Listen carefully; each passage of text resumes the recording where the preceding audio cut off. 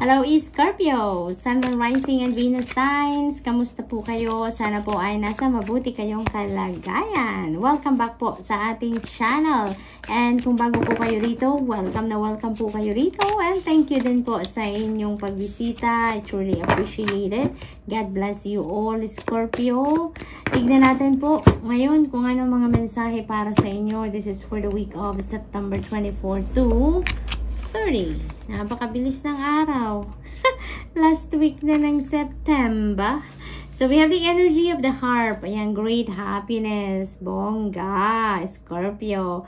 Napakasaya ng linggong ito para sa inyo. There are going to be, siguro, exciting events na magaganap dito. Kaya naman, magiging masaya ka, no? Hindi lang ito bastang masaya ka. This is great happiness. Talagang sobrang saya ang mararamdaman ninyo dito. Kikiligin kayo, no? Sa mga ganap dito sa buhay ninyo. We have August. Ayan, kakaraan lang ng buwan ng August. So, maaaring there is something dito siguro na ginawa kayo around August, and you know what, magkakaroon na siguro to ng resulta sa ngayon, no? Kaya siguro kayo magiging masaya kasi maaring sinimulan ninyo ang kung anumang bagay na yan sometime in August, no? Tapos ngayon maaring meron ng outcome, may magandang outcome siguro na, no? Kaya naman magiging masaya kayo dito. What else? We have, well, wow, family wishes come true. Napakaganda, Scorpio. Kung ano man yung wish ninyo para sa pamilya or siguro wish ng pamilya ninyo, you know, it's coming true. Wow, napakaganda naman yan. Kaya talaga magiging masaya kayo, no? With the great happiness energy. We have recovery. Ayan. So, okay. Thank you, Spirit. Ang mensaheng na pick up ko dito, nanay. No? Maaring ang iba sa inyo dito, Scorpio. Hindi ito magra-resonate sa lahat, ha? This is a very specific message, Scorpio. Yun lang ang na-pick up ko agad-agad. Na maaring ang iba sa inyo dito meron isang nanay dyan, no? Maaring mom ninyo or maaring kayo as nanay siguro kayo na maaring may pinagdaanan kayong physical illness, no? May sakit siguro ang iba sa inyo na pinagdaanan ngayon. You are recovering from kung ano man ang sakit na yun, no? So that's good news. Maaring kayo, niyakap kayo, hinaplos kayo ng powerful healing energy ni Archangel Raphael, and right now, you know, mainit, nararamdaman kong mainit na sensation sa shoulders ko, no? So maaring ang iba sa inyo dito, Scorpio, is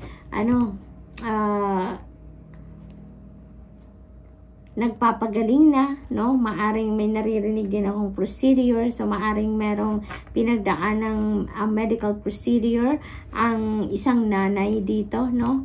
At kayo ay nandito na sa recovery stage. Nagpapagaling na kayo, no? So, your physical strength is, nagsisimula ng bumalik. Kumbaga, you're energized na muli. You are revitalized na at nagpapagaling na talaga kayo sa ngayon. So, that's good news. Thanks God. So, kaya naman siguro, maaaring yan ang dahilan ng inyong kasiyahan dahil gumagaling na kayo. Or yung nanay ninyo, no? Maybe also that is the family wish na gumaling na si nanay, gumaling na ang mom ninyo, yung mga ganon. Kaya, thanks God, praise God. So, what else? We have, there's something better. Ayan, Scorpio. Huwag kayong mag-alala, Scorpio. If, may mga bagay siguro dito na inaasahan kayo na mangyari, pero hindi nangyari. Maaaring may mga gusto kayong gawin, pero hindi nag-materialize or hindi pa man ninyo nasisimulan, ay yung alam ninyong hindi na pwedeng gawin, no?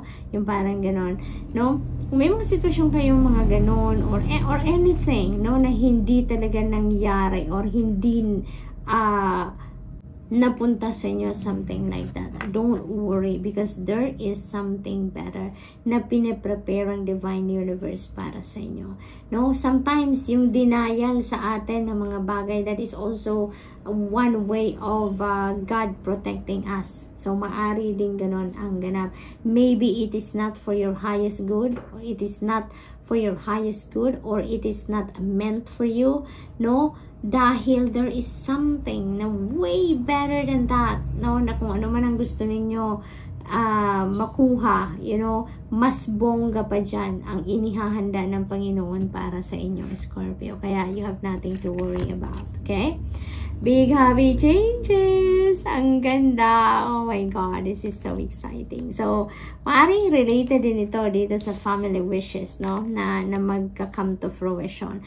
Isang malaking, masayang pagbabago ang magaganap sa buhay ninyo. Tignan ninyo si Gerd, oh, talagang ano na siya, yung sobrang saya, sobrang elated, excited, yung ganon, yung parang yung ano niya,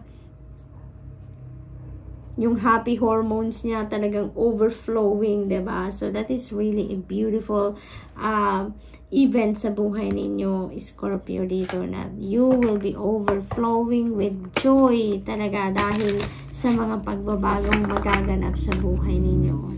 Strength, ayan, see, recovery and strength. Scorpio, maaring yung strength na to is related pa rin dyan sa recovery.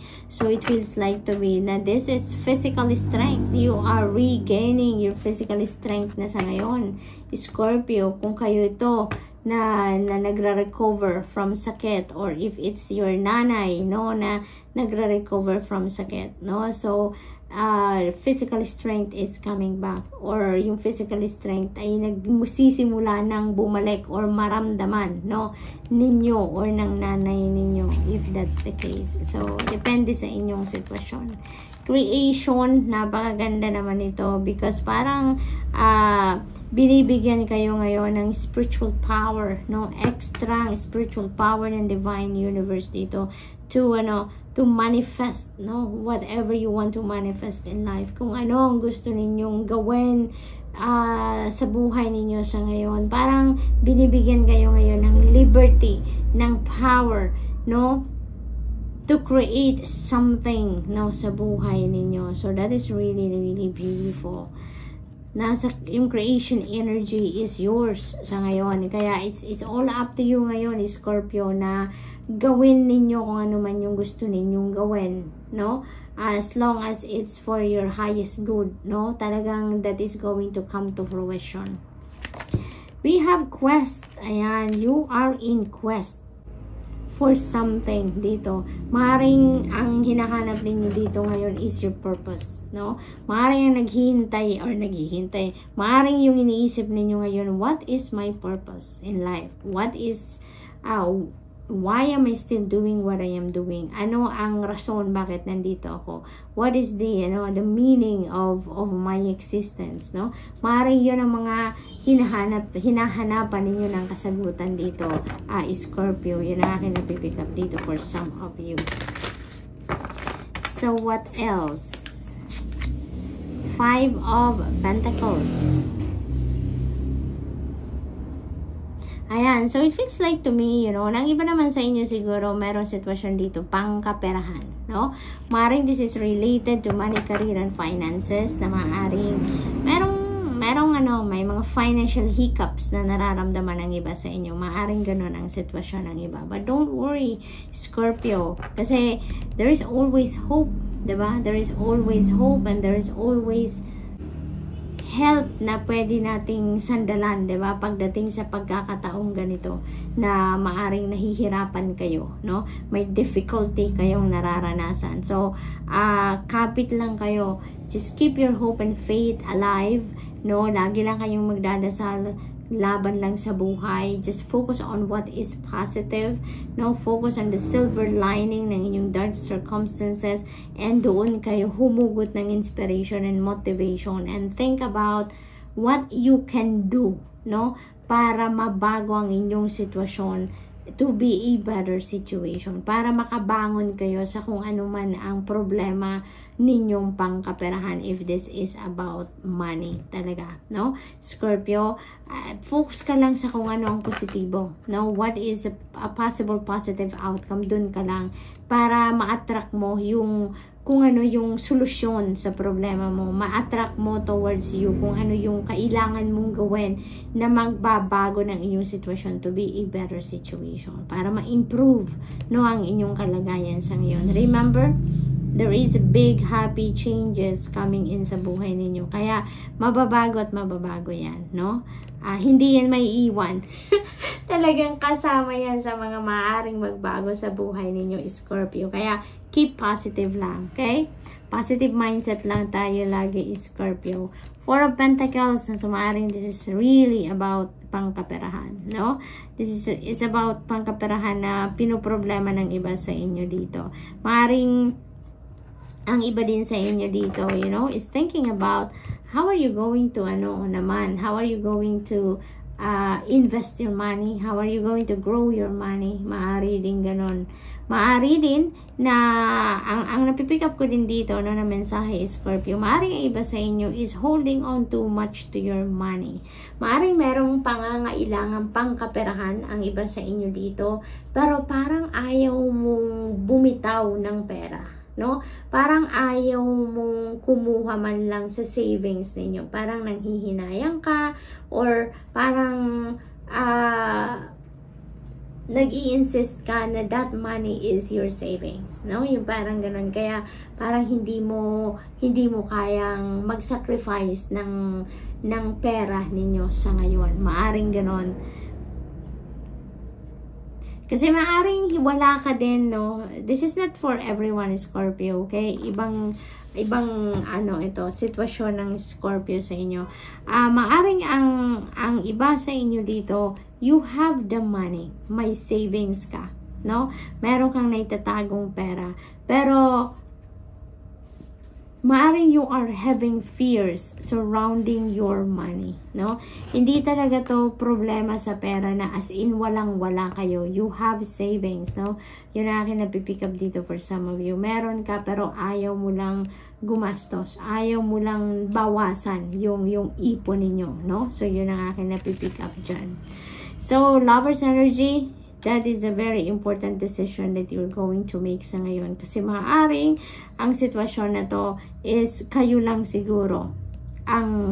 Let's say for example, sa pamilya, no? Meron kayong pangangailangang pera sa pamilya sa ngayon. There is a situation siguro sa pamilya ninyo wherein kailangan ng malaking pera. And maaaring kayo lang siguro yung merong naipon. Kayo yung alam ng pamilya na meron kayong malaking savings. Kaya kayo siguro ang kinakausap, no? Nahiraman, or ikaw yung yung gumastos muna sa kung ano man pangangailangan na to. Kaya maaring yan ang malaking pagdidesisyonan ninyong Scorpio, no? Maring yan ang kailangan ninyo pag-isipan mabuti ngayon on what you are going to do. Okay? Kasi pamilya ang nangangailangan dito. So, good luck to that, Scorpio. And that's all I have for you for today. I hope nakatulong ang mga mensahe ito in some way. Thank you for watching. Love and light. Namaste.